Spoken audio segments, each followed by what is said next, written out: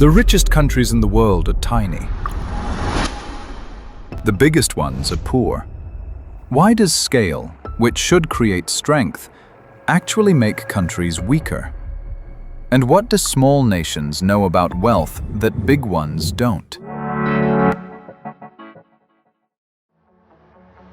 We're used to thinking that strength comes from size. Vast natural resources, millions of workers, a huge market, technology. But the global wealth rankings tell a very different story.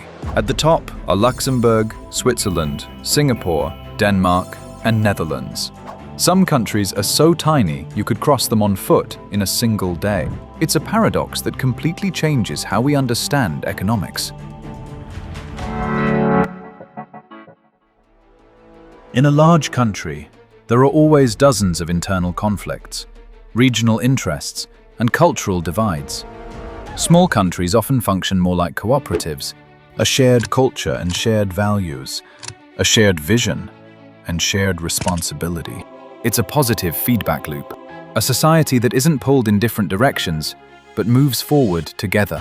In a large country, you have tens or hundreds of millions of people, thousands of cities, dozens of subcultures, and a heavy bureaucracy.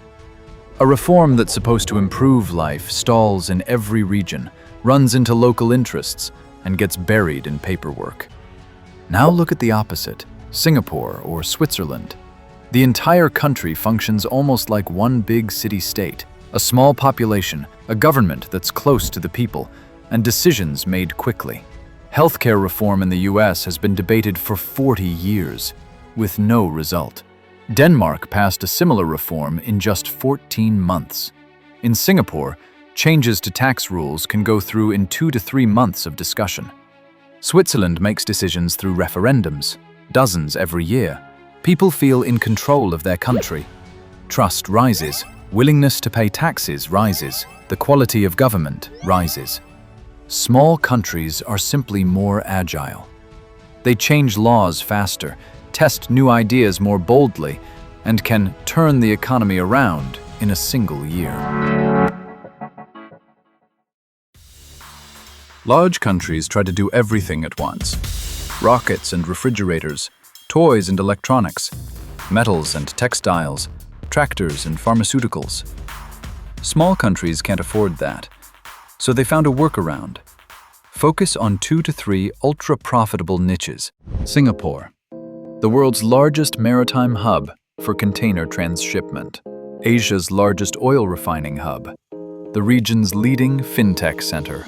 Switzerland, one of the world's biggest hubs for private banking. The leading exporter of luxury watches. Home to pharma giants. Denmark, wind energy leader. The Netherlands, high-tech agriculture. A major global hub in maritime trade. Home to the absolute dominant player in advanced photolithography machines, the most expensive and complex step in the chip production chain. Specialization, high margins, wealth. We see those same small countries at the top of the Corruption Perceptions Index. Large countries often suffer from diluted oversight. More layers, more places where money can disappear. Small countries function more like villages. Everyone knows everyone. Elites are visible. A minister can meet a voter in a supermarket, and that disciplines better than any law.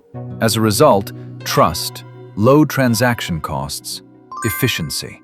The Swiss or Danes pay taxes without fearing that their money will be stolen. That speeds up the economy. Here's a remarkable fact. In Norway, the tax returns of all citizens are public. You can check your neighbor's income. This brings corruption almost to zero. Investors, beyond high returns, also value stability, low risk, clear and predictable rules. And small countries are known precisely for these things. That's why money, companies, startups, and skilled professionals flow into them.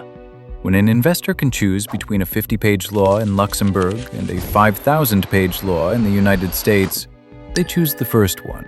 Singapore became a global hub because it offers security, Simple and low taxes, business-friendly logistics, minimal corruption. Switzerland attracts corporations because it provides neutrality, highly skilled talent, predictability that lasts for decades. The key takeaway: Economics isn't about size. It's about the ability to concentrate resources where they have the greatest impact.